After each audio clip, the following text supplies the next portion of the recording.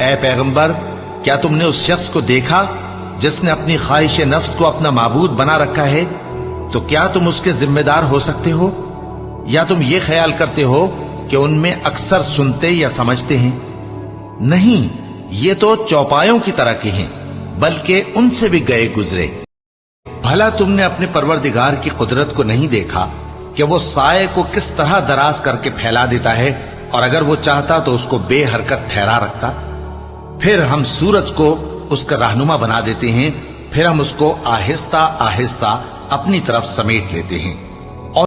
اور وہی تو ہے جس نے رات کو تمہارے لیے پردہ اور نیند کو آرام بنایا اور دن کو اٹھ کھڑے ہونے کا وقت ٹھہرایا۔